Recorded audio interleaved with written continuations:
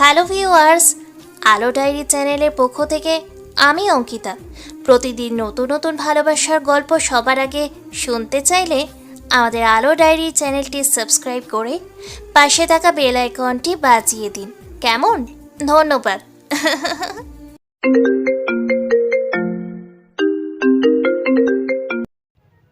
নিজের থেকে 6 মাসের বড় একটা মেয়ের পেছনে ঘুরছেন? 2 বছর ধরে কেন পড়ে আছেন আমার পিছু আয়ান? আপনি কে দিয়ে তৈরি বলুন তো? বেশ রাগী কণ্ঠে বলল চারুলতা। আয়ান নামক শ্যামলা যুবকটা হাঁপাতে হাঁপাতে বলল, আজ আপনার কলেজে অনুষ্ঠান চারু। আপনার জন্য বেলি ফুলের গাজরা নিয়ে এসেছি। এটা পরলে আপনাকে একদম রাজকন্যার মতো লাগবে। আপনার জন্য গাজরা কিনতে নেই, আপনার জন্য গাজরা কিনতে সেই ভোরে বেরিয়েছি। আরও আগে নিয়ে আসতাম, কিন্তু রিক্সাটা মাঝপথে খারাপ হয়ে গেছে, তাই দৌড়ে আসতে দেরি হয়ে গেছে। চারুলতা অবাক চোখে আয়ানকে দেখছে। এই ছেলেকে সে যত দেখে ততই অবাক হয়। 2 বছর ধরে এর পাগলামের শেষ নেই। আয়ান চারুর কাছে এসে বলল, আপনার খোপায় এই গাজরাটা দিন না চারু, অনেক কষ্ট করে এনেছি। আয়নের দিকে তাকিয়ে দেখলো সে একেবারে ঘামে ভেজা। সত্যি বড্ড কষ্ট করেছে সে। চারু আয়নের হাত থেকে গাজরটা নিল। তারও একটা গাজর খুব দরকার ছিল, কিন্তু কাল থেকে কোথাও পায়নি। আয়ান চারুকে দেখছে। চারু আজ লাল পরে সাদা শাড়ি পরেছে, হাতে লাল রেশমি চুড়ি, কপালে লাল টিপ। সামনে আসা চুলগুলো বারবার জ্বালাচ্ছে তার চারু। মায়াভরা চোখে কাজলের ছোঁয়া, নেই কোনো কৃত্রিম শ্বাস। তার শ্যামবর্ণা চারুলতা কোনো সাধারণের কেউ নয়। আজ তাকে কোনো হুরের থেকে কম লাগছে না। আয়ান তাকিয়ে রইল ওই রূপের দিকে। চারু অনেক চেষ্টা করেও খোপায় গাজরাটা লাগাতে পারল না, যার ফলে তার মুখে কিছুটা রাগের আভাস ফুটে উঠল। আয়ান চারুলতার মুখ দেখে হাসলো, তারপর নিজেই চারুর হাত থেকে মালাটা নিয়ে বাঁধতে বাঁধতে বলল, বিয়ের পর রোজ আপনার জন্য আমি মালা নিয়ে আসবো চারু। তারপর আপনার খোপায় রোজ গাজরা গুজে দিব, আর আপনি আপনার শাড়ির আঁচল দিয়ে আমার ঘাম মুছে দিবেন। আপনার আর আমার ছোট একটা সংসার হবে। আপনাকে আমি একদম লাল টুকটুকে বইয়ের মতো সাজিয়ে রাখবো, যাকে দেখার স্বাদ এই জীবনে ফুরাবে না আমার। চারু আয়নার দিকে ঘুরে দাঁড়িয়ে বলল, আপনার এই গাজরা আমার দরকার নেই, আমি এক্ষুনি খুলে ফেলবো। না চারু, এটা খুলবেন না। আমায় না হয় ভালোবাসেন না, কিন্তু মানুষ হিসেবে আমার কষ্টটা একবার বোঝার চেষ্টা করুন প্লিজ। চারুলতা কিছু বলল না। হায়ান নামক শ্যামলা যুবককে পাশ কাটিয়ে যেতে লাগলো। ছেলেটা অদ্ভুত কথা বলে সবসময়। আজ তার কলেজে প্রোগ্রাম আছে, তাই একটু সেজেছে। আর এই পিচ্ছি ছেলে এখানেও তার পিছু নিয়েছে। আয়ান পেছন থেকে চিৎকার করে বলল, করিও না অভিমান, বঙ্গনারী পরের শাড়ি ভালোবেসে গাইব গান। চারু আয়নার দিকে তাকিয়ে রাগ দেখালো, তারপর আবার হাঁটা দিল। আয়ান তার চারুলতা রাগ দেখে হাসে। রাখলে তাকে একদম গিন্নি গিন্নি লাগে। তারপর সেও বাড়ির দিকে হাঁটা দিল। অনুষ্ঠান শেষ হলে আবার চারুকে বাড়ি পর্যন্ত পৌঁছে দিতে হবে। যতই চারু বিরক্ত হোক, তবুও সে চায় না চারুর কখনো কোনো অসুবিধা হোক। আয়ান বাড়িতে যে দেখলো তার মা কাজ করছে। পেছনে জেগে মাকে জড়িয়ে ধরল। আয়ানের মা মমতা বেগম মুচকি হাসলেন। তারপর ছেলের কোভালে থাকা ঘাম মুছে বলল, আজও বুঝি চারুর কাছে গিয়েছিলি? আয়ার মুচকি হাসলো, তার বেশ লজ্জা লাগছে। মমতা বেগম ছেলের কোপালে চুমু দিয়ে বললেন, থাক, আর লজ্জা পেতে হবে না। আবার ছেলে ওই মেয়েকে পাগলের মতো ভালোবাসে, আর সে সাড়া দেবে না তা কি করে হয়? আজ কোথাও গিয়েছিলি? আজ কোথায় গিয়েছিলি? আর এত দেরি হলো কেন বাপ? চারু, কাল বেলি ফুলের গাজরা খুঁজে পাইনি, তাই আজ তার জন্য গাজরা কিনতে গিয়েছিলাম। আসার সময় রিক্সা খারাপ হয়ে গেছিল, তাই দৌড়ে আসতে দেরি হয়েছে মা। মমতা বেগম ছেলের কোপালে চুমু দিয়ে বললেন, বড্ড কষ্ট হয়েছে না? ওই মেয়েকেই আমি তোর বউ করে আনবো। চিন্তা করবি না একদম, মেয়েটার খেয়াল রাখবি বাবা। যা, এখন নাস্তা করে নে, টেবিলে খাবার আছে, অনেক বেলা হয়ে গেছে। তুমি খেয়েছো মা? না রে বাবা, খাইনি। চলো একসাথে খাবো। বাবার ভাইরা কোথায়? তোর বাবার মিটিং আছে, তাই চলে গেছে সকালে। আর তোর ভাইয়েরা স্কুলের আছে, চল খেয়ে নিবি এখন। কাঠফাটা রোদে চারদিক। আয়ান একটা ছাতা নিয়ে কলেজের সামনে দাঁড়িয়ে আছে, হাতে এক বোতল পানি। অনুষ্ঠান একটু পরে শেষ হবে। আয়ান একটা গাছের নিচে দাঁড়িয়ে আছে। একটু পর দেখলো গার্লস কলেজের ভেতর থেকে সারি সারি মেয়েরা বেরিয়ে আসছে। এত এত মেয়েদের মধ্যে আয়ান তার চারুলতাকে খুঁজে চলেছে। বেশ কিছু সময় পর সে তার চারুকে খুঁজেও পেল। আয়ান তার কাছে দৌড়ে গেল। চারুকে কিছু বলতে না দিয়ে পানির বোতল আর ছাতাটা ওর হাতে দিয়ে দিল। তারপর দৌড়ে চলে গেল।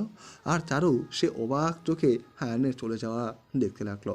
হঠাৎ একটা বাচ্চা ছেলে চারুর কাছে এলো আর হাতে একটা চিরকুট দিল।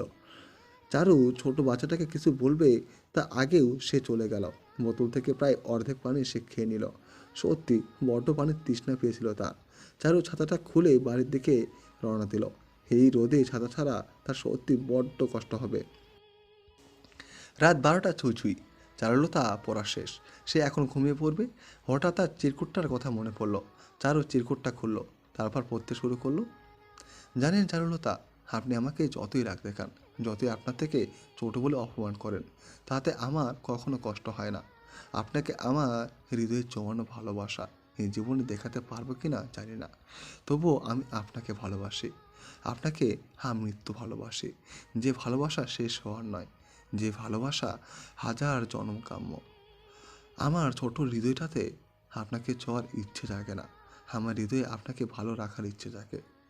আচ্ছা চারু, এক জীবনে কি সত্যি ভালোবাসার মানুষকে ভালোবাসে হৃদয় ভরে? আমার তো ভরবে না। আমি চাই আমার ভালোবাসার সূচনা যেমন রঙিন, শেষটা যেন রঙিন হয়। আপনি ভালোবাসা হয়ে আমার হৃদয়ে থেকে যান চারু। আপনার প্রতি আমার অনুভূতি ঠিক রবীন্দ্রনাথের গানের মতো। শুনতে চান কেমন? আমারও পরানো যাহা চায় তুমি তাই গো। আমারও পরানো যাহা চায়, তোমার ছাড়া এই জগতে মোর কেহ নাই। কিছু নাই গো, আমারও যাহা চায়। চারু চিরকুটটা আবারও ভাঁজ করলো, তারপর ডয়ারে চিরকুটটা রেখে দিল। বৃষ্টি পড়ছে খুব। একটা ছোট দোকানের পাশে দাঁড়িয়ে আছে চারুলতা। বৃষ্টিতে ভিজে বাড়িতে যাওয়া যাবে না, কাঁধের ব্যাগটা বুকের সাথে ঝাপটে ধরে দাঁড়িয়ে আছে সে। আশেপাশে মানুষ খুব কম, চারুর একটু ভয় লাগছে। হঠাৎ চারুলতার নিজের পাশে কারো উপস্থিতি টের পেল। পাশে তাকাতেই সে চমকে গেল। কাকবেজা হয়ে হায়ান তার পাশে দাঁড়িয়ে আছে। সেও হয়তো কলেজ থেকে এসেছে, কিন্তু এ কি, কলেজের ব্যাগ একদম ভিজে গেছে তার। আয়ান চারুলতাকে দেখে মুচকি এসে বলল, হিরো, অনেকক্ষণ দাঁড়িয়ে আছেন তাই না? আপনাকে কষ্ট দেওয়ার জন্য সরি। এখানে আর দাঁড়াতে হবে না, চলুন। আজ বৃষ্টি থামবে বলে মনে হয় না। কিন্তু এত বৃষ্টির মধ্যে যাব কিভাবে? আয়ান মুচকি এসে বলল। কিছু বলবে না, চলুন আমার সাথে। আয়ান চারুর মাথায় দুইটা বড় বড় কচু পাতা ধরল, তারপর আবারও বলল, এবার চলুন চারু। চারু আর আয়ান পাশাপাশি হাঁটছে। চারু বৃষ্টির ঝাপটায় কিছুটা ভিজছে, কিন্তু আয়ান তার শরীরে কাঁপুনি উঠে গেছে, চোখ কিছুটা লাল হয়ে গেছে, তবুও তার মুখে মুচকি হাসি। চারুর চোখে সেই হাসি ফাঁকি দেয়নি। চারু আজকে আবার অবাক হলো এই ছেলেটাকে দেখে। কতটা সহজ সরল এই ছেলে, মনের মধ্যে এতটুকু খাত নেই। শুধু একটা সমস্যা, সে বয়সে ছোট। নানা কথা ভাবতে ভাবতে চারু বাড়ির কাছে চলে এলো। আয়ান চারুর দেখে মুচকি এসে বলল, এবার চলে যান চারু, নিজের খেয়াল রাখবেন। মনে রাখবেন, আপনার ভালো থাকা মানে আমার ভালো থাকা। নিজের যত্ন নেবেন। আসি। আয়ান রাস্তার উল্টো দিকে হাঁটা দিল। চারু এখনও আয়নার দিকে তাকিয়ে আছে। চারুর থেকে এক পা করে দূরে চলে যাচ্ছে আয়ান। বেশ কিছুটা দূরে যেয়ে আয়ান পেছনে তাকালো। চারু এখনও আগের জায়গায় দাঁড়িয়ে আছে। দেখে সে আবারও হাসলো। এই হাসি অনেক দূর থেকেও চারুর চোখে স্পষ্ট। চারু তাকে দেখছে, কথাটা ভেবে আয়নের মনে প্রশান্তি চেয়ে যাচ্ছে। 4 দিন পার হয়ে গেছে। আয়নের সাথে চারুর এই কয়েকদিন দেখা হয়নি। চারুর কাছে ব্যাপারটা খুব জোরালো নয়, কিন্তু মনের কথাটাও আয়ন নামক ব্যক্তিকে দেখার প্রয়াস তার জাগে। বিকেলের দিকে জানালার কাছে চারু বসে আছে আনমনে। কেউ একজন চারুর মাথায় হাত রাখতেই সে ওই দিকে তাকালো। দেখলো তার দাদি দাঁড়িয়ে আছে। আপন বলতে দাদা আর দাদি ছাড়া আর তো কেউ নেই। বছর কয়েক আগে তার বাবা যক্ষায় মারা গেছে। বাবা মারা যাওয়ার 6 মাস পরে হঠাৎ করে মাও মারা যায়। দাদা দাদির বড্ড আদুরে চারুলতা। দাদিকে দেখে আলতো হাতে জড়িয়ে ধরল চারু। তার দাদি চারুর মাথায় হাত বুলোতে বুলোতে, আমার গোলাপের কি হয়েছে? কালকে থেকে দেখতেছি কেমন উদাস উদাস। চারু কিছু বলো না, সে তো নিজে জানে না কেন সে এত উদাস। রাত 9টা বাজে। চারুর মন ভালো নেই, আজ পড়তেও ভালো লাগছে না। বুকের ভেতরটা কেমন যেন হু হু করছে। চারুর চিন্তায় মাঝে কেউ একজন তার জানালার শব্দ করলো। চারু কিছুটা চমকে গেল হঠাৎ শব্দে। চারু জানালার কাছে যে আস্তে করে বলল, কে? ওপাশ থেকে শব্দ এলো। একবার জানালাটা খুলবেন চারু? আপনাকে একবার দেখিয়ে চলে যাব। একটা বার খুলুন না।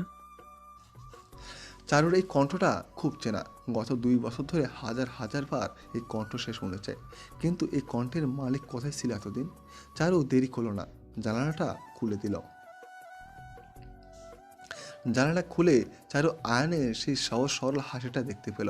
মানুষটার মুখে যেন হাসি লেগেই থাকে, কিন্তু একই তার চোখের নিচটা এমন কালো কেন হয়ে গেছে, অনেকটা শুকিয়ে গেছে, চুলগুলো কেমন এলোমেলো। চারুলতার হাত মনেই জানালার ওপাশে চলে গেল।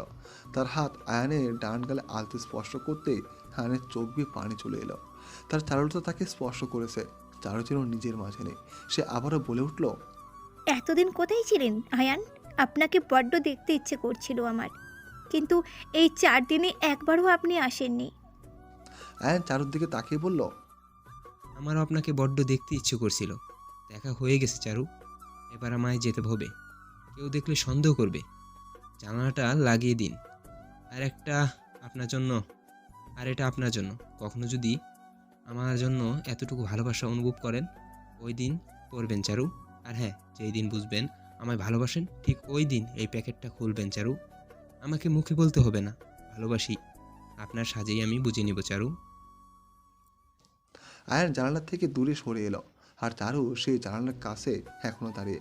অন্ধকারে আস্তে আস্তে আয়ান মিলিয়ে গেল। বাসায় এসে শুয়ে পড়ল আয়ান। মাথাটা বড্ড ব্যথা করছে। 4 দিনের জ্বরে এসে কোথাও যেতে পারেনি। ওই দিন বৃষ্টিতে ভেজার পর আয়ান বাসায় আসে, কিন্তু বাসায় আসার পরই তার জ্বর এসেছে। কিন্তু চারুর সব খবর নিয়েছে সে তার পাশের বাড়ির বন্ধু জামিলের কাছ থেকে। এখনও শরীরটা ভালো না। আয়ান বিছানা থেকে আবার উঠে দাঁড়ালো। তারপর নিজের নিজে 2 ছোট ভাইয়ের ঘরের দিকে হাঁটা দিল। 4 দিন তাদের সাথেও কথা হয়নি খুব একটা, যদিও ছোট ভাই দীপ এসে বারবার তার খোঁজ নিয়েছে, কিন্তু মিহান আসেনি খুব একটা। সে ছোট থেকেই অন্যরকম। মিহান অনেকটা গম্ভীর টাইপের, আয়ানকে খুব একটা পছন্দ সে করে না। দীপ আর মিহান যমজ, কিন্তু দুজনের মধ্যে অনেক তফাৎ। দীপ আয়ান বলতেই পাগল একদম, আর মিহান 2 চোখে আয়ানকে দেখতে পারে না। আয়ান ভাইদের ঘরের সামনে এসে উকি দিল, তাকে দেখলো তারা ঘুমিয়ে গেছে। দীপ আর মিহান দুজনেই বড্ড ঘুমায়। ওদের ঘুমাতে দেখে আয়ান নিজের ঘরের দিকে হাঁটা দিল।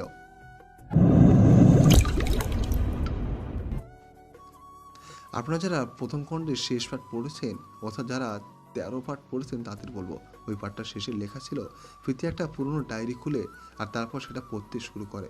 আর সিজন 2 এর প্রথম পর্বে চারু আর আয়ানের কাহিনী শুরু হয়। আমি প্রথম খণ্ডে অনেকবার বলেছিলাম যে প্রীতি মায়ের নাম চারু আর বাবার নাম আয়ান। আর একটা কথা, আয়ান আর চারুর প্রেমটা 90 দশকের প্রেম কাহিনীর মতো।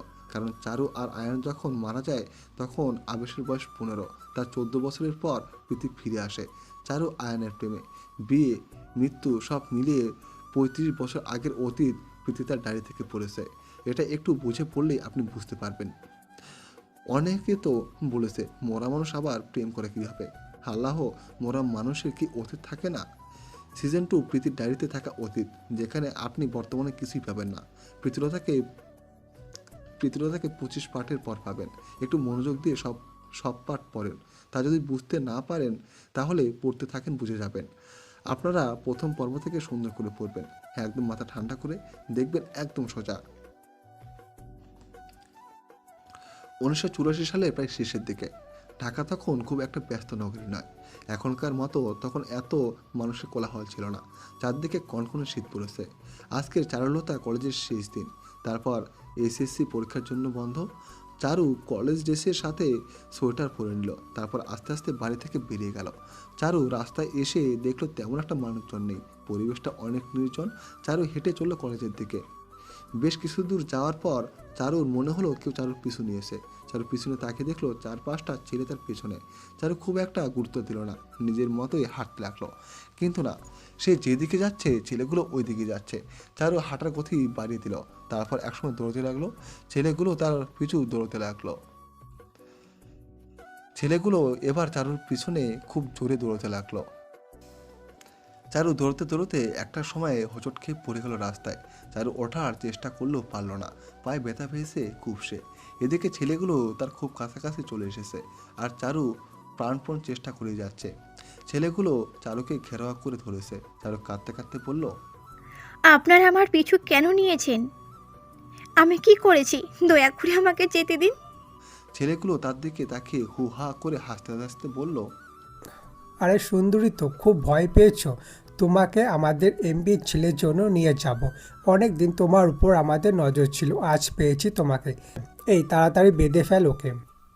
ছেলেগুলো তার দিকে তাকিয়ে হু হা করে হাসতে হাসতে বলল। ছেলেগুলো চারুর গায়ের ওড়না কেড়ে নিল, তারপর ওর হাত আর মুখ বেঁধে ফেলল। চারুর আজ নিজেকে বড্ড অসহায় মনে হচ্ছে। হায়ানকেও আজ কোথাও দেখতে পাচ্ছে না। ওই মানুষটাকে যে চারুর আজ বড্ড প্রয়োজন। চারু নিজেকে ছাড়াতে অনেক চেষ্টা করছে, কিন্তু পারছে না। চারুকে ওরা টেনে হিস্ট্রি নিয়ে যাচ্ছে। ছেলেগুলো চারুকে নিয়ে যাচ্ছিল, কিন্তু হঠাৎ করে তারা যা দেখলো তাতে তাদের শরীর ঘামতে লাগলো। কলেজের প্রায় 100 ছেলে তাদের দিকে ধেয়ে আসছে, তাদের সবার হাতে লাঠি। ছেলেগুলো চারুকে ছেড়ে উঠে দৌড়তে লাগলো, কিন্তু বেশি দূর যেতে পারলো না। তার আগেই কলেজের ছেলেরা তাদের ধরে ইচ্ছে মতো পেটাতে লাগলো। চারু রাস্তায় এখনও পড়ে আছে। সে সে ছোটার চেষ্টা করছে। হঠাৎ করেই চারুকে অবাক করে দিয়ে একটা ছেলে চারুকে হেঁচকা টান দিয়ে জড়িয়ে ধরলো। চারুকে ছেলেটা খুব শক্ত করে জড়িয়ে ধরছে। চারু নিজের ঘাট থেকে গরম পানির আভাস পেল। তবে কি ছেলেটা কাঁদছে তার জন্য? আর ছেলেটাও যে তার বড্ড চেনা। ছেলেটার পাওয়া এই স্পর্শ প্রথম হলেও ছেলেটা তার অচেনা নয়। তার নিখাত ভালোবাসাও অচেনা নয় চারুর কাছে। ছেলেটা আর কেউ নয়, তার আয়ান। আয়ান চারুকে ধাক্কা দিয়ে সরিয়ে দিল। তারপর ওর গালে 2 হাতে শক্ত করে চেপে ধরে বলল, এই তুই একা একা কেন বের হয়েছিস? তোকে বলেছি না একা একা বের না হতে। আর যদি আমার বন্ধু জামিল রিস্কা নিয়ে যাওয়ার পথে না দেখতো, তাহলে তোর কি হতো? আমার কথা কেন শুনিস না তুই? ও তোর তো মুখ বাঁধা। আয়ান চারুর মুখের আর হাতের বাঁধন খুলে দিল। তারপর বলল, এবার বলো, কেন আমার কথা শুনিস না? নাকি আমার কথা গায়ে লাগে না তোর? আর তুই এত সুন্দর কেন? এত সুন্দর হতে তোকে কে বলেছে? আয়নের বন্ধুরা ওই ছেলে 5টাকে মেরে রিক্সা করে পাঠিয়ে দিয়েছে। চারু আয়নের রাগের চেহারা দেখে অনেক ভয় পাচ্ছে। আয়ান যে এত রাগে তা কখনো সে বুঝতেও পারেনি। চারু কিছুটা সাহস নিয়ে বলল, আয়ান, আমি কিন্তু আপনার বড়। আমার সাথেই চারু কিছু বলতে পারলো না। তার আগে আয়ান আরও জোরে জোরে চিৎকার করে বলে উঠল, ও তোর তো মুখ বাঁধা। তুই আর একটা কথা বলবি না। বড় মাই ফুট। আর একদিন যদি বলিস তুই আমার বড়, তো ওই দিন তোকে পুঁতে ফেলবো। আয়ান রাগে কাঁপছে। আয়ান মাথা নিচু করে চোখ বন্ধ করে রইল, আর চারু মাথা নিচু করে কাঁদছে। আয়ান চারুকে অবাক করে দিয়ে কোলে তুলে নিল। চারু আয়ানকে মারতে মারতে বলল, আমাকে নামান আয়ান, আমাকে একদম ছুঁবেন না। আর একটা কথা বললে তুই আছাড় মেরে ফেলে দিব। চুপচাপ থাকো। আয়ান চারুকে একটা ক্লিনিকে নিয়ে গেল। তারপর ওর পাটা ব্যান্ডেজ করার ব্যবস্থা করলো। চারুর পা অনেকটা কেটে গেছে। আয়ান চারুকে রিক্সায় করে বাসা পর্যন্ত পৌঁছে দিচ্ছে। চারু আয়নের কাঁধে মাথা দিয়ে চোখ বন্ধ করে আসে, আর আয়ান চারুকে এক হাত দিয়ে জড়িয়ে ধরেছে। চারু অনেকবার আয়ানের সাথে কথা বলার চেষ্টা করেছে, কিন্তু আয়ান কথা বলেনি। আয়ান চারুকে নিয়ে বাড়ি চলে এসেছে। তারপর চারুকে ধরে ওর ঘর পর্যন্ত নিয়ে যায়। চারুর দাদি চারুর পায়ে ব্যান্ডেজ দেখে কান্নাকাটি শুরু করে দিয়েছে। সে কাঁদতে কাঁদতে স্বামীকে ডাকতে গেল। আয়ান চারুকে বিছানায় বসিয়ে দিল। তারপর কিছু না বলে চলে যেতে নিল, কিন্তু যেতে পারল না। চারু আয়ানের হাত ধরে আটকে বলল, আমার সাথে কথা বলবেন না আয়ান। আয়ান চারুর হাত ঝাড়া মেরে সরিয়ে দিল। তারপর ওর গাল আবারও চেপে ধরে বলল, একদম ঢং করবি না তুই। আর শোন, রোজ সন্ধ্যায় ছাদে যাবি। যদি এসে তোকে না দেখি তাহলে খুন করে ফেলবো। আর সন্ধ্যার পর বাইরে কেউ মরে গেলেও গেট খুলবি না। ওষুধ খাবি ঠিক মতো। আর বাড়ির বাইরে ভুলেও যাবি না। জামিল আসবে প্রতিদিন সকালে। যা লাগবে ওকে বলে দিবি। আমি পরের দিন জামিলকে দিয়ে পাঠিয়ে দিব। আর যদি শুনেছি ওষুধ খাস না, তাহলে তোর পা আমি ভাঙবো এসে। ঠিক মতো পড়বি। এবার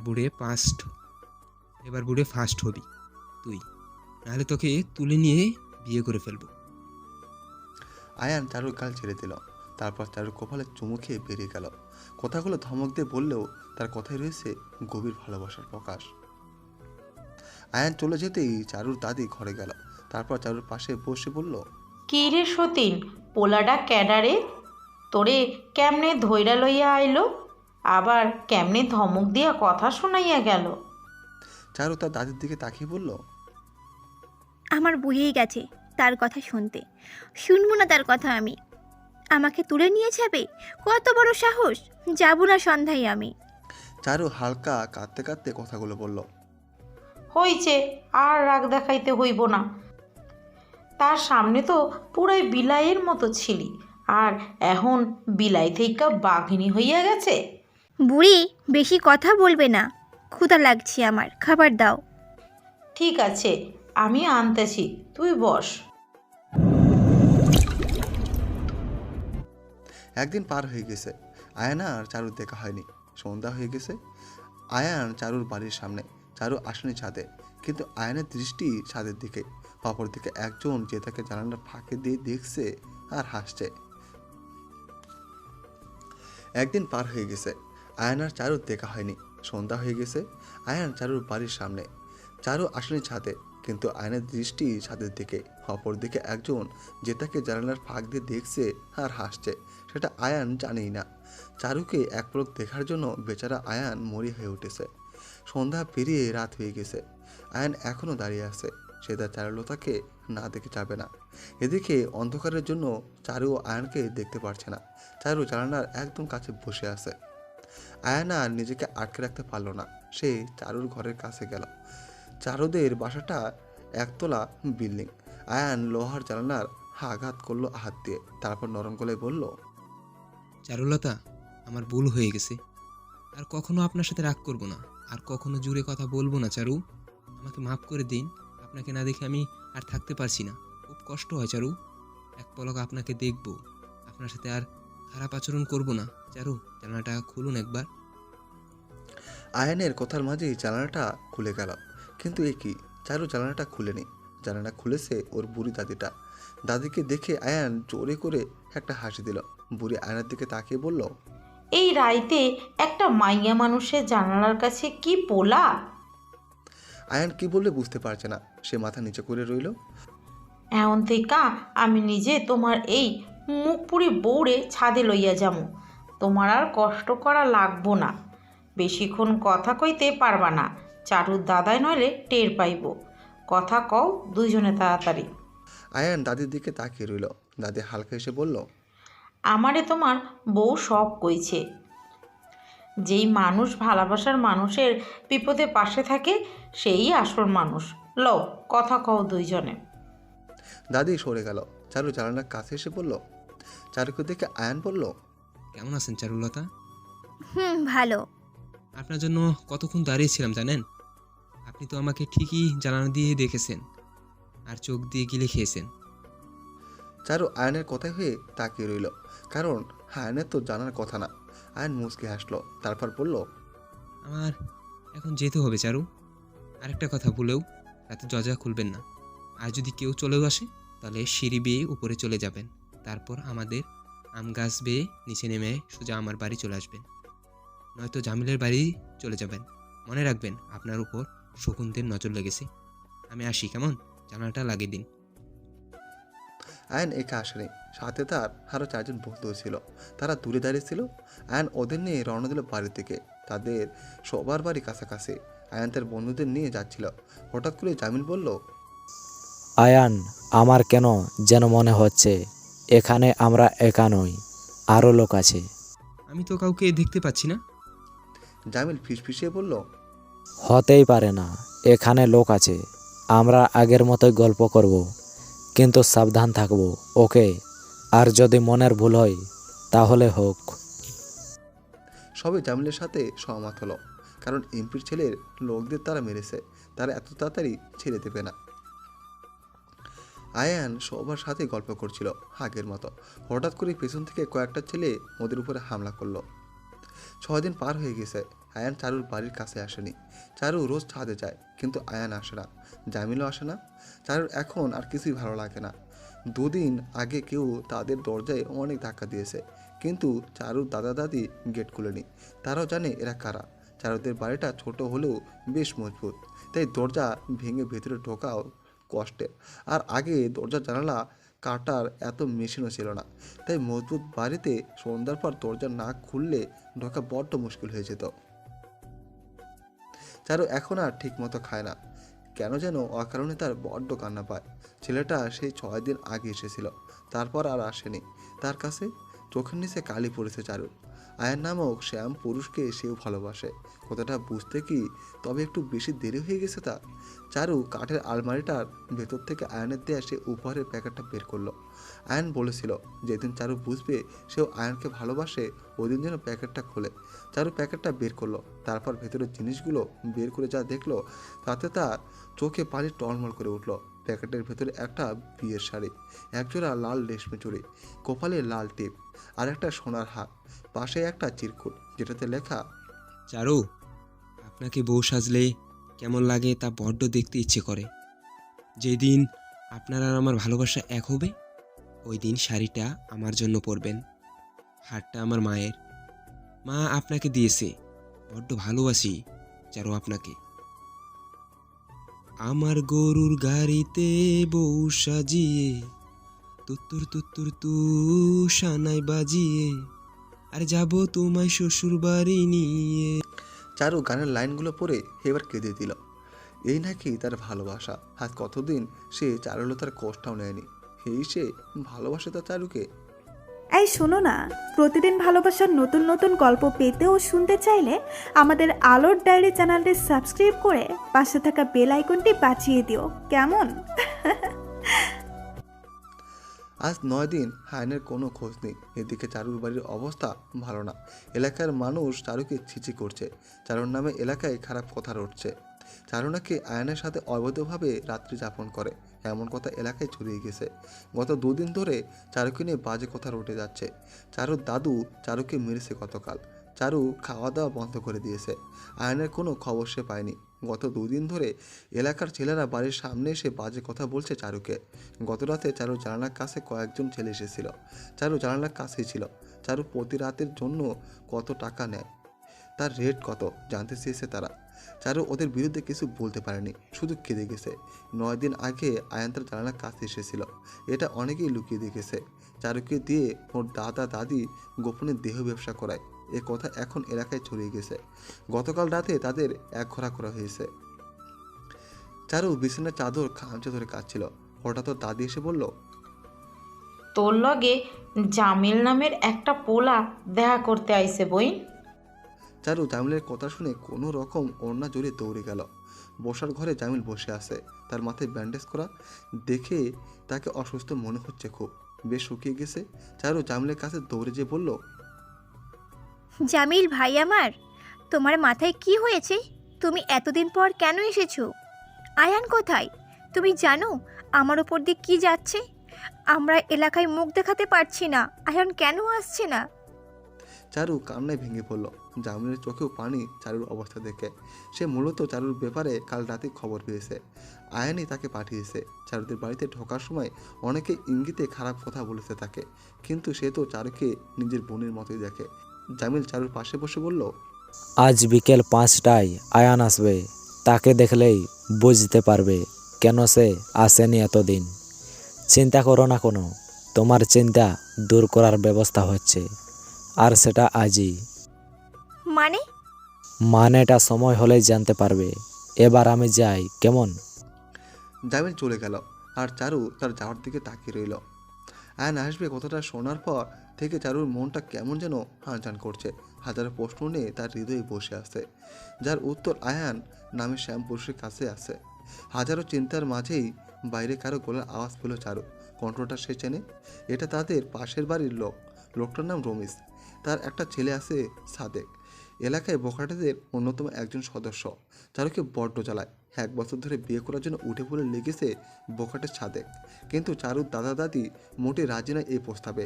রমিজ আলীর চিৎকারে চারুর দাদা বাইরে এলো, এসে দেখলো তার সাথে আরও কিছু লোক আছে এলাকার।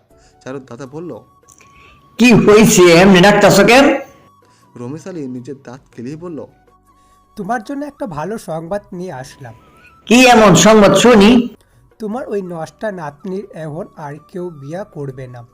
এখন আমার ছাদকের চাইতে ভালো পোলা আর পাইবা না। আমার পোলা চারুর বিয়া করতে এখনও রাজি, আর ছাদকের লগে বিয়া দিলে তোমাগো আর এ ঘরে হইয়া থাকা লাগবে না।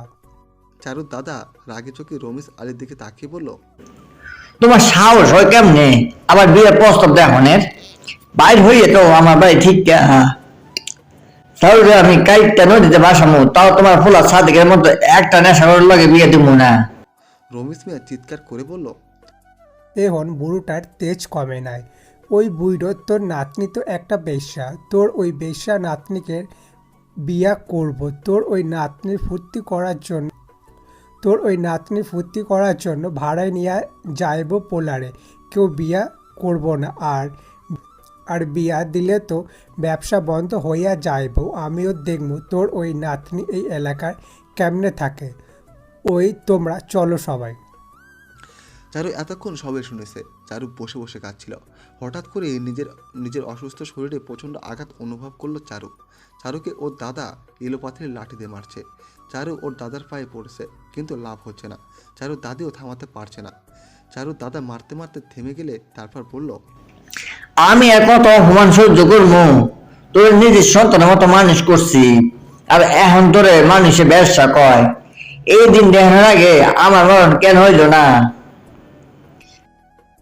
চারুর দাদা চোখের পানি মুছতে মুছতে বেরিয়ে গেল, আর চারু ওর দাদিকে ধরে কাঁদতে লাগলো। বিকেল হয়ে গেছে, ঘড়িতে 5টা বাজে।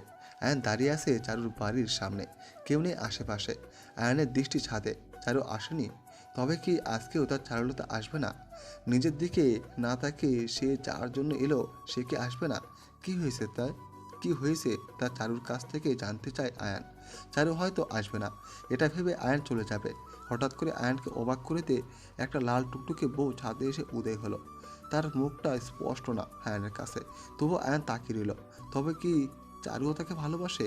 এটা কি তার লাল টুকটুকে বউ? হ্যাঁ, এটা তারই বউ। আয়ানের মুখে হাসি ফুটল। তার চারু লাল বেনারসি পরেছে, তার চারু বউ সেজেছে। অপরদিকে ছাদের উপর থেকে চারু তার শ্যাম পুরুষকে দেখে আঁচকে উঠল। এ কি অবস্থা মানুষটার! তার মাথায় ব্যান্ডেজ করা, ডান হাতের কবজি থেকে কোনোই ব্যান্ডেজ করা। চারু অপেক্ষা করলো না, ছাদ থেকে দৌড়ে নেমে গেল। চারু দৌড়ে বাড়ির বাইরে চলে এলো। আয়নকে অবাক করে দিয়ে চারু আয়নকে ঝাপটে জড়িয়ে ধরল। চারু আয়নকে কয়েক সেকেন্ড পর ছেড়ে দিল। তারপর আয়নের ব্যান্ডেজ হাত বুলোতে বুলোতে হাউমাউ করে কেঁদে উঠল। চারু কাঁদতে কাঁদতে বলল, কিভাবে এমন হলো তোমার? সব সময় আমার খেয়াল কেন রাখতে হবে? নিজের খেয়াল রাখতে পারো না?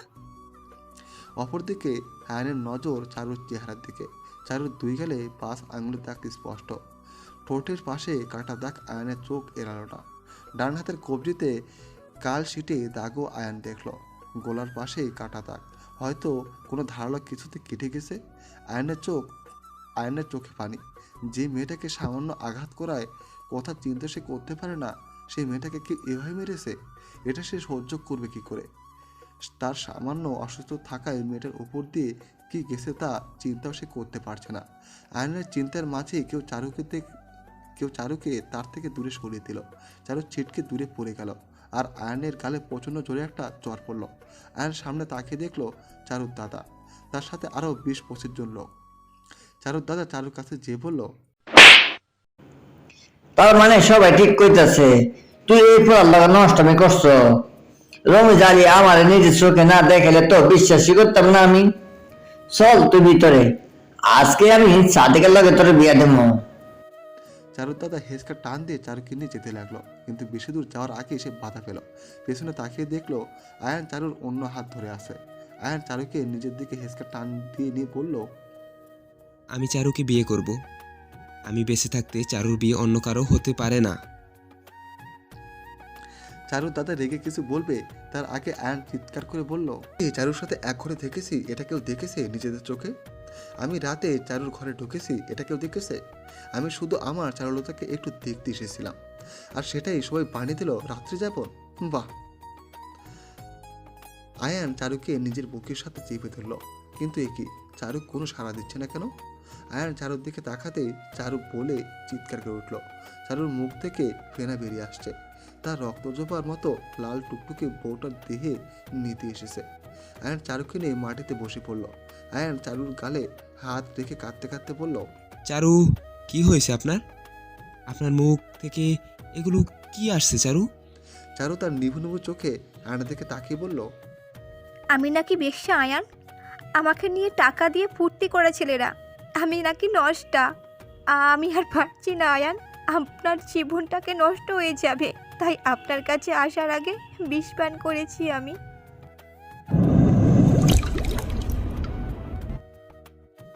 চারুকে হাসপাতালে নেওয়া হয়েছে।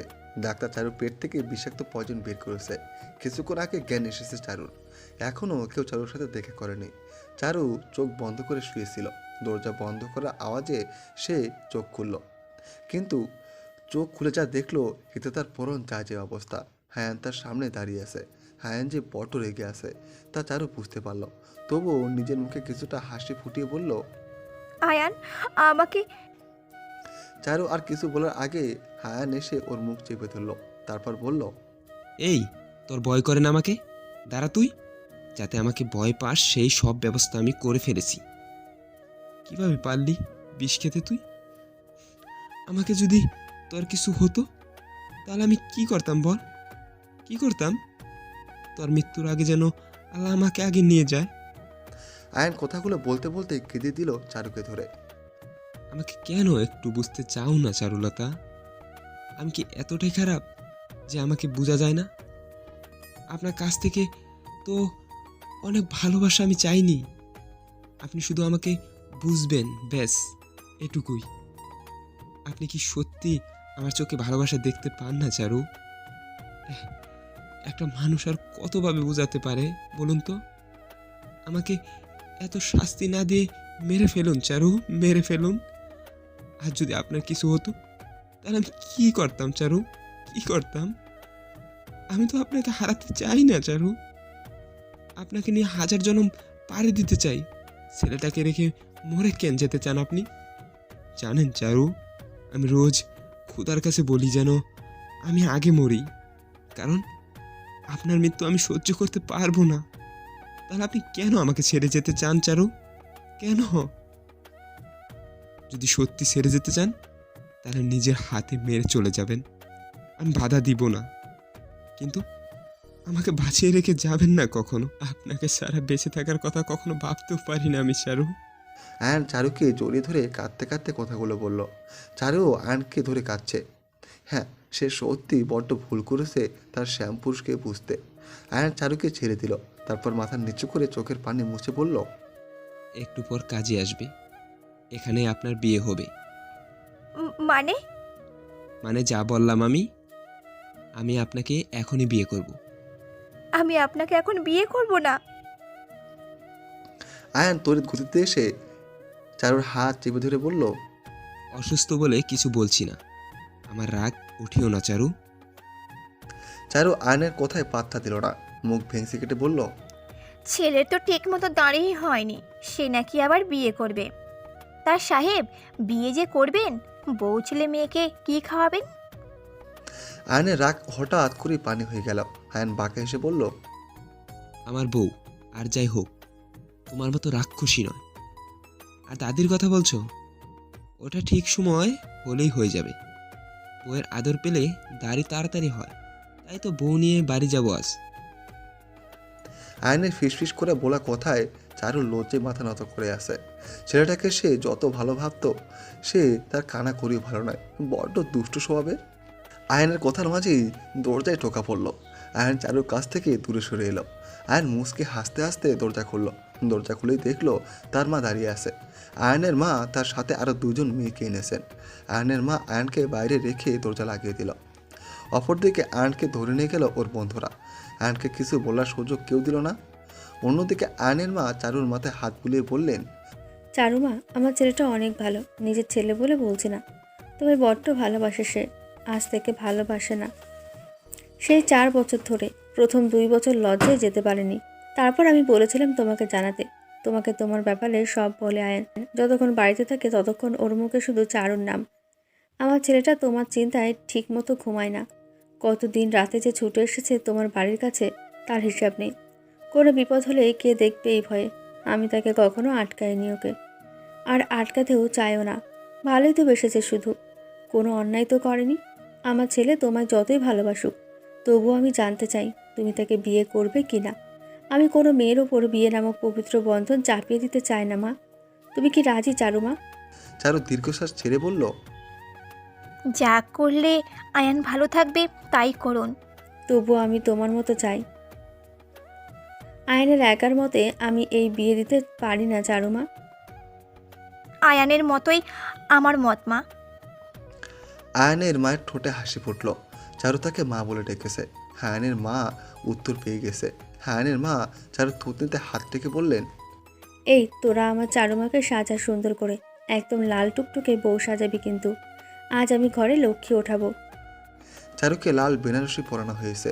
তার কপালে লাল আর সাদা কুমকুমের ছোঁয়া, চোখে গাঢ় কাজল আর ঠোঁটে লাল লিপস্টিক, পুরো শরীরে কাটে সোনার ভারী গয়না, দুই পায়ে আলতার ছোঁয়া।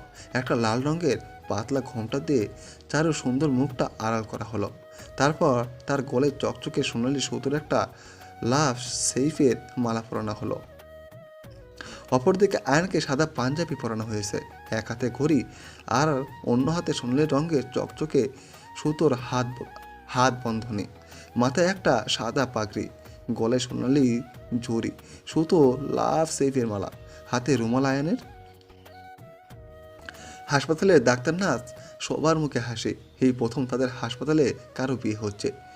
একে অন্যের জন্য পাগল এমন একজোড়া চড়ুই পাখির বিয়ে দেখতে কার না ভালো লাগে।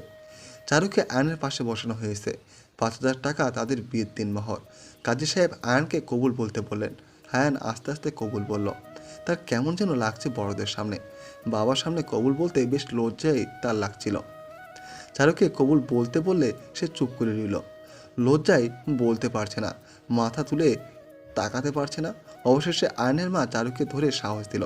চারুর নিজের মধ্যে কিছুটা সাহস জুগিয়ে কবুল বলেই ফেলল। আর সবাই আলহামদুলিল্লাহ বলল। এবার চারুর বিদায়ের সময়। চারু তার দাদিকে ধরে খুব কাঁদছে। আশেপাশে প্রাণপ্রিয় দাদাকে দেখতে না পেয়ে বড্ড কষ্ট পেল সে। আয়নের মা চারুকে ধরে বাইরে নিয়ে গেল। চারু আর আয়ানকে একটা রিক্সাতে বসানো হলো। তারপর রিক্সার চারদিকে কাপড় পেঁচানো হলো। ভেতরে শুধু বর আর বউ। যদিও আয়ানের বাবার গাড়ি আছে, তবু আয়ান তার বউকে নিয়ে সাধারণের মতোই যাবে। ছোট একটা রিক্সায় চারু আর আয়ান। চারু কান্নায় কথা ভুলে গেছে। পাশে থাকা শ্যাম পুরুষের জন্য বড্ড লজ্জা লাগছে তার নিঃশ্বাসের শব্দ চারু শুনতে পারছে। সবসময় গল্পের নায়িকাদের ইয়া বড় কোটি টাকার গাড়িতে করে নিয়ে লাগবে কেন শ্বশুরবাড়ি? আয়ান চারু 80 দশকের একটা প্রেম জুটি, তাই তাদের বিয়ের আয়োজনও ওই সময়ের মতোই করেছি। আগে বড় বড় গাড়ি ছিল না, তাই তখন রিক্সাতে কাপড় বেচিয়ে বর বউকে নেওয়া হতো। আমার নানির কাছ থেকে তথ্যগুলো নিয়ে কপি করে দিয়েছি। যারা অতি আধুনিক তাদের হয়তো ভালো লাগবে না, কিন্তু কিছু করার নেই আমার। কিছু বিয়ে কল্পনার মতো না হয়ে বাস্তবের মতোই হোক। যদিও গল্পটা কাল্পনিক, তবুও আমি বাস্তবপ্রেমী মানুষ। কেমন হয়েছে জানাবেন। চারু তার শ্বশুরবাড়ির দরজার সামনে দাঁড়িয়ে আছে। তার পাশে আয়ান দাঁড়িয়ে আছে। বেচারা আয়ান লজ্জায় মাথায় তুলতে পারছে না সে চারুকে বিয়ে করেছে। এই খুশিতে তার নাচতে ইচ্ছে করছে, কিন্তু এত এত লোকদের সামনে তা পারছে না। চারু তার বউ কতটা ভাবতেই তার মুখে হাসি ফুটল।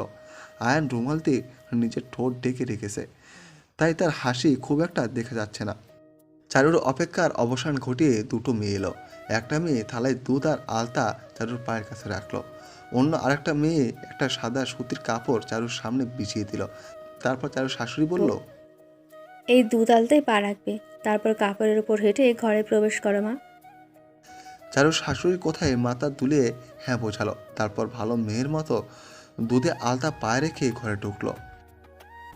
চারু একটা নকশা করা খাটের উপরে বসে আছে। একটু পর পর এক একজন আসছে আর তাকে দেখে যাচ্ছে। সবাই চারুকে দেখে শুধু একটা কথাই বলল, মাশাল্লাহ। তবে সবাই আয়ান আর চারুর বয়স নিয়ে একটু কানাঘুষা করছে, যেটা স্বাভাবিক ব্যাপার। কারণ আমরা এমন একটা জায়গায় থাকি যেখানে ছেলের বয়স যদি মেয়ের থেকে 2 গুণ হয় তাতে সমস্যা নেই, কিন্তু মেয়ের বয়স আর ছেলের বয়স সমান হতে পারবে না। আর যদি মেয়ে বড় হয় তাহলে তো কথাই নেই। আয়নের মা বুঝেও ওইসব কথায় কান দিল না।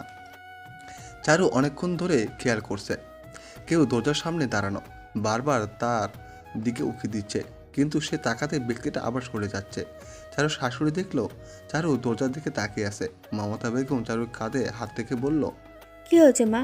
ওইভাবে দরজার দিকে তাকিয়ে আছিস কেন? চারু আস্তে করে বলল, মা, দরজায় কেউ আছে, বারবার উঁকি দিয়ে যাচ্ছে। আমি তাকাতেই আবার সরে যাচ্ছে। দাঁড়া আমি দেখছি কে ওখানে।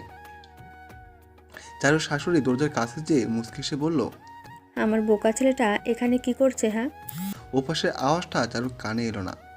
চারুর শাশুড়ি বলল, ভাবিকে দেখবি, এখানে লজ্জার কি আছে? আয়, বোকা ছেলে একটা। চারু আর চোখে দরজার দিকে তাকালো। চারু দেখলো তার শাশুড়ি হাত ধরে একটা 10-11 বছরের ছেলে ভেতরে ঢুকছে। ছেলেটাকে সে আগে কখনো দেখেনি। মাথায় তেল দিয়ে লেপটে চুল আঁচড়ানো, একটা ফুল হাতার শার্ট পরা, শার্টের বোতাম একদম গলা পর্যন্ত লাগানো, চোখে মোটা ফ্রেমের চশমা। ছেলেটা মাথা নিচু করে আসে, চারুর দিকে তাকায় না। ছেলেটা বড্ড লাজুক মনে হচ্ছে চারুর কাছে।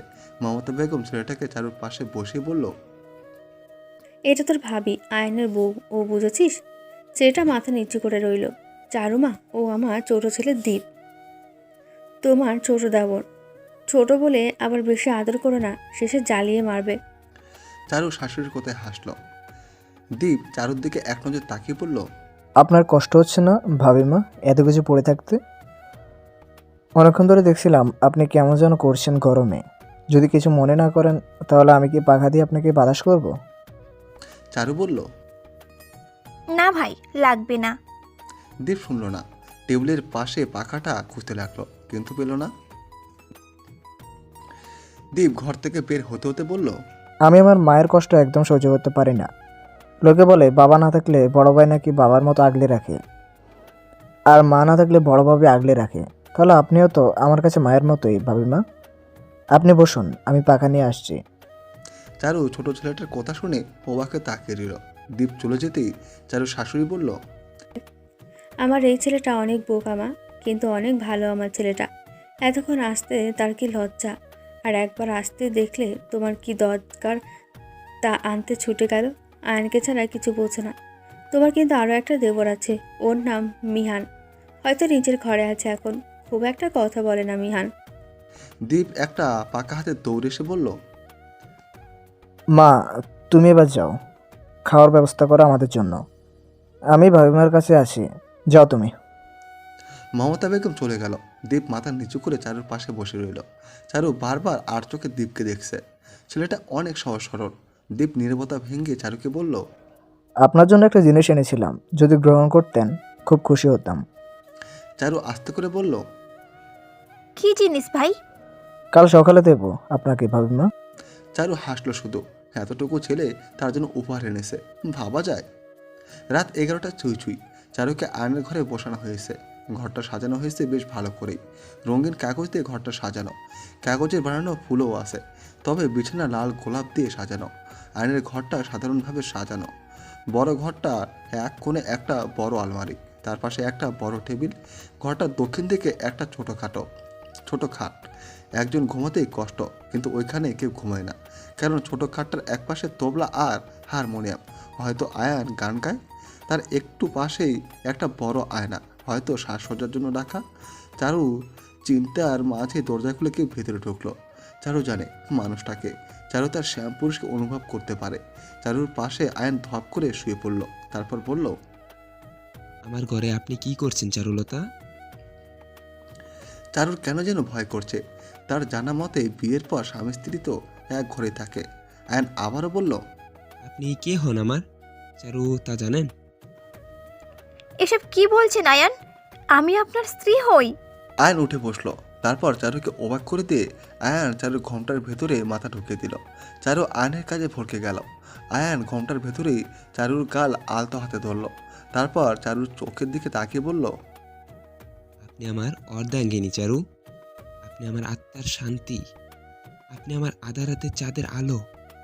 আপনি সে যাকে আমি নিজের থেকে 1000 গুণ ভালোবাসি, যাকে ভালোবেসে আমি মরতে চাই না, যাকে ভালোবেসে আমি বাঁচতে চাই, যার নাম আমার প্রতিটি শ্বাস প্রশ্বাসের সাথে মিশে আছে, যাকে ছাড়া এই আয়নের কোনো স্বস্তি নেই। ভালোবাসি আপনাকে চারু, বড্ড ভালোবাসি। আয়ান চারুর দিকে তাকিয়ে আছে, আর চারু নিচের দিকে তাকিয়ে আছে। আয়নের চোখের দিকে সে তাকাতে পারবে না, সে সাহস তার নেই। চারুর মুখে বিন্দু বিন্দু ঘাম জমে গেছে। কেন যেন আজ আয়ানকে তার ভয় লাগছে। আয়ান চারুর দিকে তাকিয়ে আবারও বলল, চারু, আপনি যখন আমার কাছে থাকেন তখন আমার শরীরের কম্পন বেড়ে যায়, আমার শ্বাস আটকে যায়। আমার তখন নিঃশ্বাস নেওয়ার জন্য চারু নামক অক্সিজেন বেশি প্রয়োজন হয়। আয়ান নিজের কপালের সাথে চারুর কপাল মিশিয়ে দিল। চারুর গোলাপে গড়িয়ে পড়া ঘাম আয়ান দেখছে। আয়ান ডান হাতে আঙ্গুল দিয়ে সেই ঘাম স্পষ্ট করতে চারুর তা ধরে ফেলল। আয়ান চারুর কাণ্ড দেখে বাঁকা আসলো। তার নজর চারুর লজ্জা মাখা মুখটার দিকে।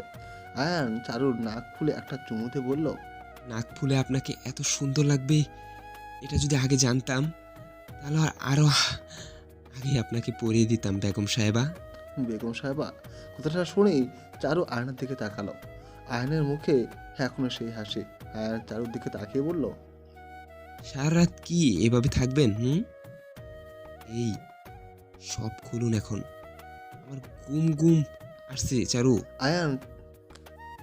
আয়ান চারুর ঘোমটা খুলে দিল। তারপর একটা একটা গয়না খুলতে খুলতে বলল, উফ চারু, আপনারা মেয়েরা এত সাজেন কিভাবে? এত গয়না পরে আছেন কিভাবে? আমি হলে তো এতক্ষণে অজ্ঞান হয়ে যেতাম। তার মধ্যে এত ভারী শাড়ি পরে আছেন। আপনি আর এসব পরবেন না। আমার অতি সাধারণ চারুলতাই পছন্দ। আয়ান চারুর সব গয়না খুলে দিল। তারপর আলমারির কাছে যে বলল, এটার অর্ধেক এখন থেকে আপনার, পুরোটা দিতে পারবো না, কারণ আপনি আমার অর্ধাঙ্গিনী। তাই সব জিনিসে অর্ধেক অর্ধেক বলে দিলাম। এখানে পাতলা কাপড় আছে, পরে আসুন, অজু করে আসবেন, নামাজ পড়ব। চারু আর কিছু বলতে চাইল না আয়ানকে। ছেলেটা বয়সে ছোট হলে কি হবে, এই ছেলে যে বেশ পাজি তা চারু বুঝে গেছে। সকালে হালকা সোনালি আলো চোখে পড়তে চারুর ঘুম ভেঙে গেল। চারু আয়নের দিকে তাকালো। মানুষটা কত আরামে ঘুমাচ্ছে। কাল আয়নের বাম হাতের উপর মাথা রেখে ঘুমিয়েছে সে। যেহেতু ডান হাতে আয়নের ব্যথা, তাই বাম হাতেই ঘুমিয়েছে। কাল রাতের কথা মনে পড়তে চারু হাসলো। নামাজ শেষ করার পর যখন চারু ঘুমাবে, ঠিক তখন আয়ান ঘটালো ঝামেলা। বিছানায় থাকা দুইটা বালিশের মধ্যে একটা ফুলের ফেলে দিল, আর বাকি বালিশটা আয়ান শুয়ে পড়ল। আর চারু আয়নের দিকে তাকিয়ে রইল অসহায়ের মতো। আয়ান চারুর দিকে তাকিয়ে মুচকি হেসে বলল, আমার কাছে আসুন চারু। চারু আয়নের পাশে বসতেই আয়ান নিজের বাম হাতটা মেলে বলল, এখানে মাথা রেখে শুয়ে পড়ুন। আজ থেকে এটাই আপনার বালিশ, আমি থাকাকালীন। তারপর চারুকে নিয়ে ঘুমিয়ে গেল সে। কিন্তু চারুর ঘুম হয়নি।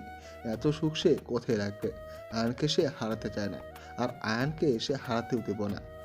চারু নিজের নরম হাতটা আয়নের বুকে রাখলো। তারপর নিজেও ঘুমিয়ে গেল। রাতের কথা ভেবেই চারু মুচকি হাসলো। তারপর বিছানা থেকে উঠে গেল। চারু ফ্রেশ হয়ে ঘরে এসে দেখলো আয়ান বসে আছে। চারুকে দেখে মুচকি হেসে সে ফ্রেশ হতে চলে গেল। চারু বিছানা গুছিয়ে নিল। তারপর নিজের চুল আঁচড়াতে লাগলো চিরুনি দিয়ে। চুলগুলো বেশ বড় হয়, আঁচড়াতে সময় লাগবে তার। হঠাৎ করেই দরজায় হালকা টোকা পড়ল। চারু চিরুনি রেখে দরজার কাছে গেল। দরজা খুলেই চারু তার দেবর দীপকে দেখতে পেল। দীপ মাথা নিচু করে চারুকে সালাম দিল। চারু সালামের জবাব দিল। তারপর দীপ বলল, বাবিমা, যদি কিছু মনে না করেন তবে আমি কি কিছু সময়ের জন্য ঘরে আসবো? হ্যাঁ ভাই, এসো না। দীপ মুচকি হাসলো।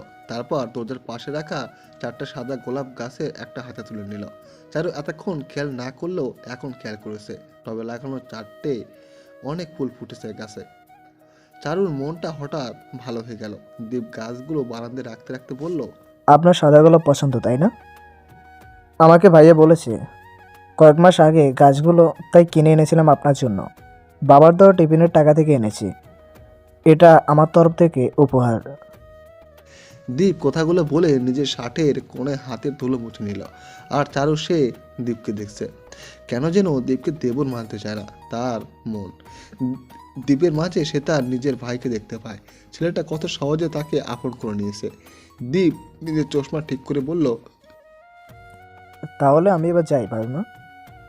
সে কি, চলে যাবে কেন? একটু বসো না, গল্প করি। দীপ মাথা নেড়ে সম্মতি দিল। তারপর খাটের এক কোণে বসলো। চারু নিজের চুল আঁচড়াতে আঁচড়াতে বলল, তা সব সময় চশমা পরে থাকো কেন? কি হয়েছে তোমার চোখে ভাই? আমি আসলে চশমা ছাড়া দেখি না। চশমা ছাড়া সব ঝাপসা দেখি আমি, তাই ডাক্তার চশমা দিয়েছে। দীপ কথাগুলো বলতে বলতে চারুর দিকে তাকালো, দেখলো চারু চুলের গিট ছাড়াতে না পেরে ছিঁড়ে ফেলছে। দীপ চারুর কাছে যেয়ে বলল, আমার হাতে চিরুনিটা দিন ভাবিমা।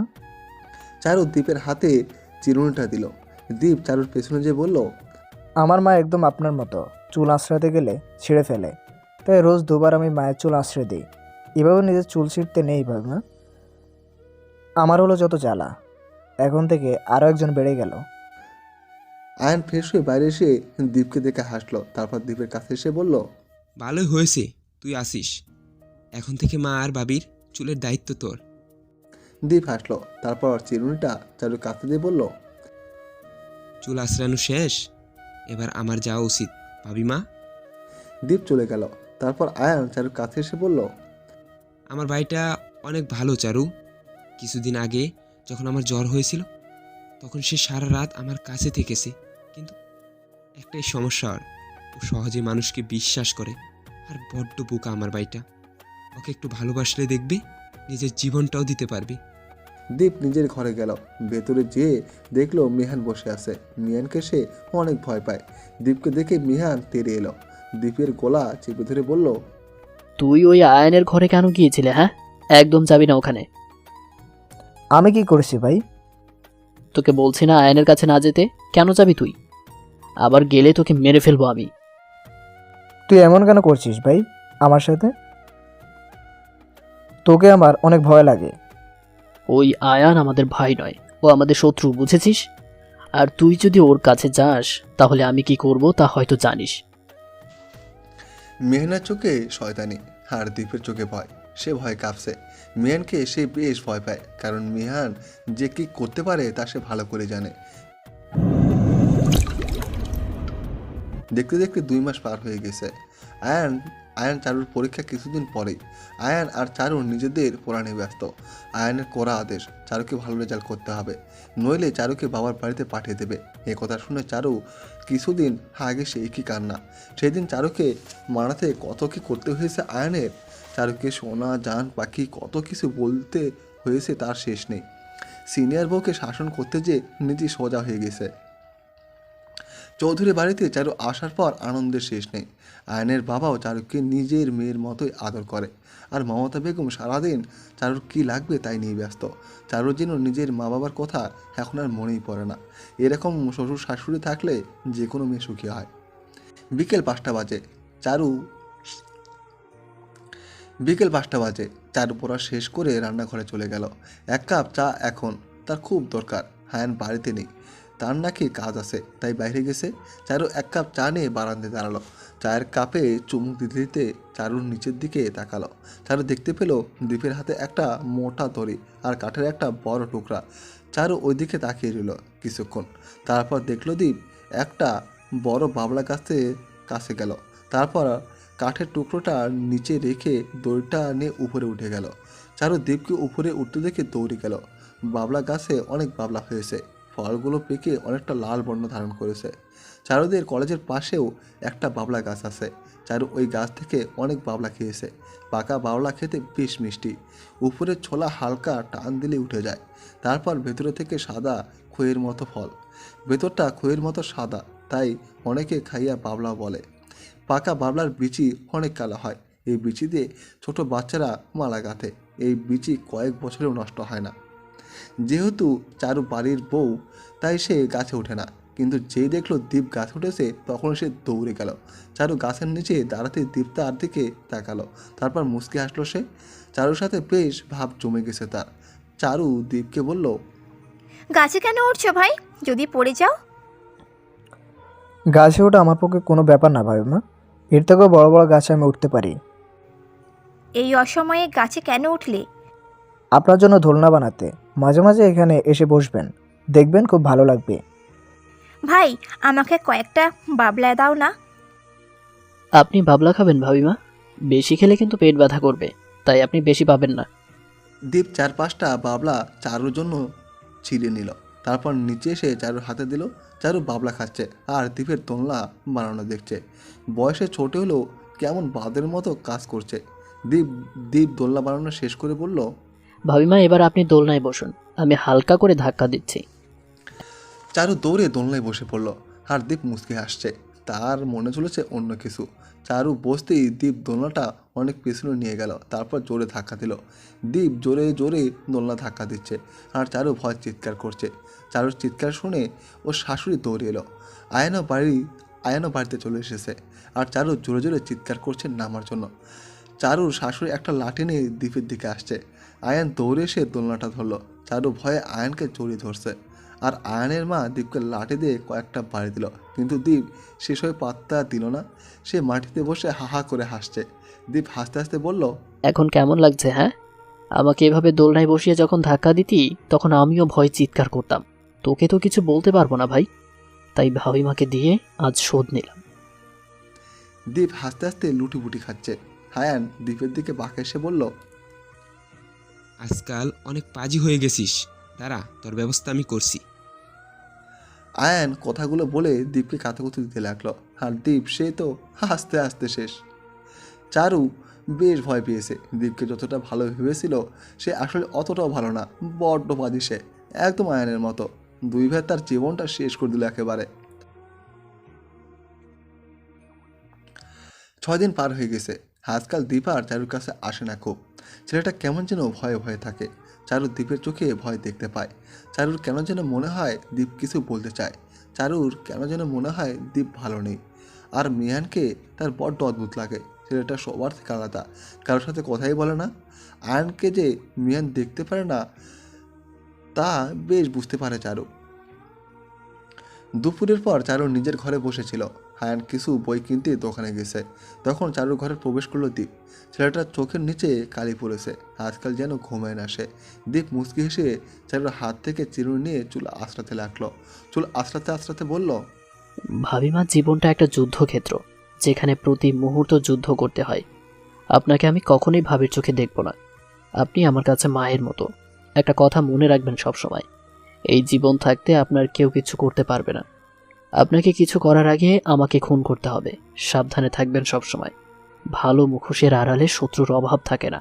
মাঝে মাঝে নিজের বাবাও শত্রু হয়ে যায়, মাঝে মাঝে নিজের ভাইও শত্রু হয়ে যায় ভাবিমা। চারুর চুল বেনি করে দিল দীপ। তারপর চিরুনিটা পাশে রেখে ঘর থেকে বেরিয়ে যাবে।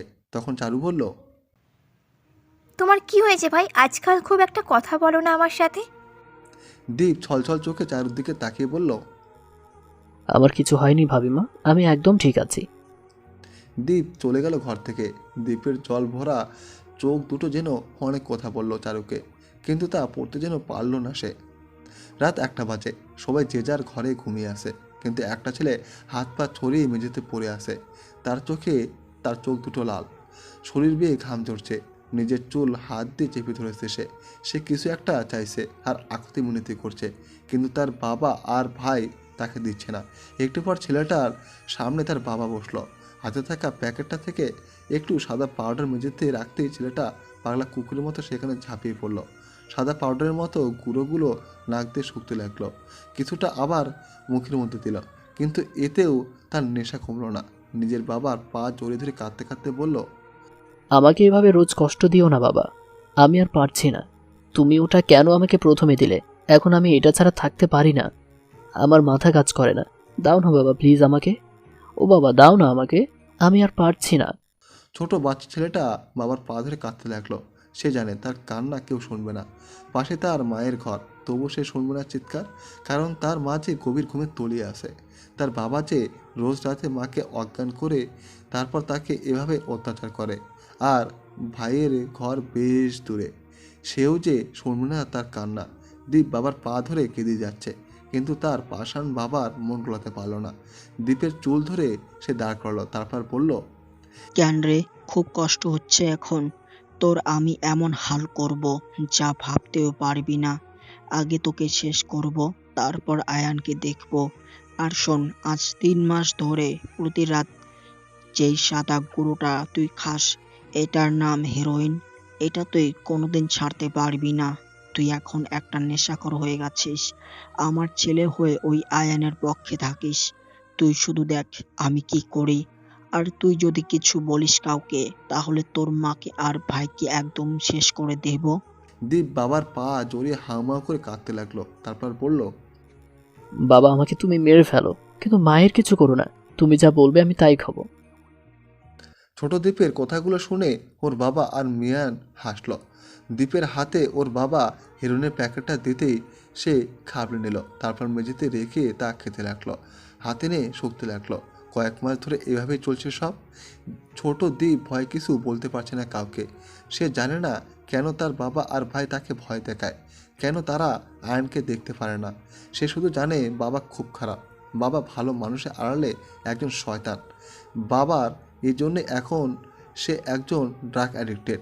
এটা ছাড়া এখন সে আর থাকতেই পারবে না। তবুও দিন শেষে ভালো থাকার অভিনয় করতে হয় তাকে। সে এখন নিরুপায়। আজকাল এটার হেরোইন এর প্রতি তার নেশা বাড়ছে। সে শেষ হয়ে যাচ্ছে। তবুও সে ভালো থাকার চেষ্টা করবে নিজের মা আর ভাইয়ের জন্য। এটুকু তার করতেই হবে। সকালে সবাই নাস্তা করতে টেবিলে বসে আছে, কিন্তু দীপ আসেনি। তাই মমতা বেগম ছেলেকে ডাকতে গেছেন। ছেলেটা আজকাল অনেক ঘুমায়। আগে রোজ 5 ওয়াক্ত নামাজ পড়তো, কিন্তু বিগত কয়েক মাস যাবৎ নামাজ পড়ে না। দীপ নিজের ঘরে ঘুমিয়েছিল। মমতা বেগম ছেলের মাথায় হাত তুলে দিলেন। ছেলেটা কেমন যেন হয়ে গেছে, মুখটা কেমন যেন শুকিয়ে গেছে, চোখের নিচে কালো হয়ে যাচ্ছে। মমতা বেগম ছেলেকে পরম আদরে ডাক দিলেন, আমার বাবা দীপ সোনা, আমার মানিক উঠে পড়ো। এত বেলা করে ঘুমোতে হয় না বাবা। মায়ের ডাকে কিছুটা চোখ মুড়ে তাকালো সে। তার চোখে যে বড্ড ঘুম, কিন্তু সে কাউকে বলতে পারছে না সমস্যার কথা। দীপ মায়ের দিকে তাকে মুচকি হাসলো, কিন্তু কোনো কথা বলল না। মমতা বেগম ছেলেকে বলল, মুখ ধুয়ে খেতে আয়, সবাই বসে আছে, যা তাড়াতাড়ি। দীপ মাথা নেড়ে হ্যাঁ সম্মতি জানালো। তারপর কোনো রকম উঠে ওয়াশরুমে চলে গেল। খাবার টেবিলে সবাই খাচ্ছে, দীপও খাচ্ছে মাথা নিচু করে। হঠাৎ করে দীপের বাবা ওর মাথায় হাত বুলে দিয়ে বলল, মমতা, আমি ভাবছি দীপকে হোস্টেলে দিয়ে দিব। আজকাল বেশ পড়ায় ফাঁকি দিচ্ছে তোমার ছেলে, তাই আমি ওকে হোস্টেলে দিব ভাবছি। আমি তো তাই দেখছি, তোমার যা ভালো মনে হয় তাই করো। আয়ান খাবার খেতে খেতে বলল, বাবা, দীপকে হোস্টেলে দিও না। একা একা থাকবে কিভাবে ও? আর কিছুদিন পর আমার পরীক্ষা শেষ হবে, তখন না হয় আমি নিজেই ওকে পড়াবো। দীপের বাবা মিস্টার চৌধুরী ছেলের মাথায় হাত বুলোতে বুলোতে বলল, আমার দ্বীপ এতটাও ছোট নয় আয়ান, ও ঠিক থাকতে পারবে সেখানে। সে তো ভালো ছেলে, তাই না দ্বীপ? কথাটা বলেই ছেলের দিকে তাকিয়ে পাকা আসলেন তিনি। এদিকে দীপের শরীর থেকে ঘাম বেরিয়ে গেছে। সে জানে তার সাথে কি হতে চলেছে। তার বাবা তাকে ছাড়বে না। সে তার বাবার কথা শুনেনি। এবার তাকে চরম যন্ত্রণার শিকার হতে হবে। দীপ কোনো কথা বলল না। দরকার হলে নিজের জীবন দিয়ে দেবে, তবুও সে বাবার কথা মতো কোনো ক্ষতি করবে না কারো। কোনো রকম খেয়ে টেবিল ছেড়ে উঠে গেল সে। স্কুলের জন্য রওনা দিতে হবে তার। দুপুরের পর জানালার কাছে বসে আছে চারু। তার মনটা ভালো নেই। আয়ান চারুর মন খারাপ দেখে বলল, এভাবেই বসে আছো কেন? দীপ চলে গেলে বড্ড একা একা লাগবে আমার। ছেলেটাকে যেতে না দিলে হয় না। আয়ান চারুকে এক হাতে জড়িয়ে ধরে বলল, একদম মন খারাপ করবেন না। হয়তো বাবা ওর ভালোর জন্যই এই সিদ্ধান্ত নিয়েছে। কাল বিকেলে ওকে নিয়ে যাবে। আপনি মন খারাপ করবেন না চারুলতা। এবার পড়তে বসুন আপনি। 5 দিন পর পরীক্ষা শুরু, তাই পড়তে বসুন। আয়ান চারুর কপালে একটা চুমু দিয়ে উঠে গেল। বিকেল 4টা বাজে। চারু তার শাশুড়ির সাথে নাস্তা বানাচ্ছে। দীপ পেছন থেকে এসে মমতা বেগমকে জড়িয়ে ধরল। মমতা বেগম মুচকি এসে বলল, আমার ছেলেটা হয়তো এইভাবে জড়িয়ে ধরলো কেন? দীপ মায়ের দিকে তাকিয়ে মলিন হেসে বলল, পানি খেতে এসেছিলাম মা, অনেকদিন তোমার কাছে আসা হয় না, বলা তো চায় না কখন কি হয়ে যায়। দীপ পানির জগ নিয়ে চলে গেল। মমতা বেগম ছেলের দিকে তাকিয়ে রইল। আজকাল অদ্ভুত আচরণ করে সে। বিকেলের নাস্তা খেতে দীপ আসেনি। মেয়ের সবসময় নিশ্চুপ থাকে। নিজের মায়ের সাথেও কথা বলে না সে। চারুর ঘরে মন টিকল না, তাই সে বাইরে পা বাড়ালো। বাগানের চারপাশে ঘুরতে ঘুরতে দেখলো দীপ একটা গাছের গোড়াতে বসে আছে। চারু আস্তে আস্তে দীপের পেছনে গিয়ে দাঁড়ালো। চারুকে অবাক করে দিয়ে দীপ বলল, পেছনে কেন দাঁড়িয়ে আছো ভাবিমা? পাশে এসে বসো, একটু কথা বলি তোমার সাথে। চারু দীপের পাশে বসে পড়ল। দীপ আকাশের দিকে তাকিয়ে বলল, আপনাকে তুমি করে বলতে আমার ভালো লাগে ভাবিমা, মনে কিছু করো না, তোমাকে বড্ড আপন লাগে, তাই তুমি করে বলছি। চারু মুচকি হেসে বলল, তুমি যেইভাবে ডেকে খুশি ভাই, আমি কিছু মনে করিনি। একটা কথা বলবে ভাই? ভাবিমা বলে ফেলো, আমি চেষ্টা করব উত্তর দিতে। তুমি কি করে বুঝলে আমি তোমার পেছনে আছি? আপন মানুষের উপস্থিতি যে বুঝতে পারে না, সে আবার কেমন মানুষ বলতে পারো? আর সেখানে আপনি তো মা সমতুল্য। আপনাকে ডায়না এরকম প্রশ্ন করতো আগে? আমি কিভাবে তার উপস্থিতি বুঝতে পারি জানতে চাইতো। অনেক চালাক মেয়েটা। ডাইনা কে ভাই? কিছুটা অবাক হয়ে দীপকে প্রশ্ন করলো চারু। দীপ কিছুটা হেসে বলল, আমরা একই ক্লাসে পড়ি, এক কথায় খুব ভালো বন্ধু ছিলাম আমরা, কিন্তু এখন আর কথা বলি না। কেন কথা বলো না? সে কি কিছু বলেছে ভাই? সে কিছু বলেনি আমাকে। সময় বদলে গেছে ভাবিমা। এখন আমার জীবনটা আর আগের মতো নেই যে ওর সাথে কথা বলবো। একটা খারাপ মানুষের সাথে ওর কথা বলা মানায় না। তোমায় একটা কথা বলবো ভাবিমা? বলো। যদি কখনো খবর আসে আমি মরে গেছি, কিংবা খবর আসে আমি নেশা করি, তখন কি তোমার খারাপ লাগবে? আমার জন্য কাঁদবে তুমি? নাকি আমাকে সবার মতো ভুল বুঝবে? নাকি নেশাখোর বলে ঘৃণা করবে? দীপ, মা ডাকছে, ভেতরে চল। হঠাৎ করে গম্ভীর একটা কণ্ঠে দীপ পেছনে তাকালো। মিহান দাঁড়িয়ে আছে। আজ তার রক্ষা নেই বাবার হাত থেকে। মেয়ের চোখ আর চেহারা থেকে ভয়ে দীপের গলা শুকিয়ে গেল। তার হাতটা অনবরত কাঁপতে লাগলো। তার সব কথা মিহান শুনেছে, এটা নিশ্চিত।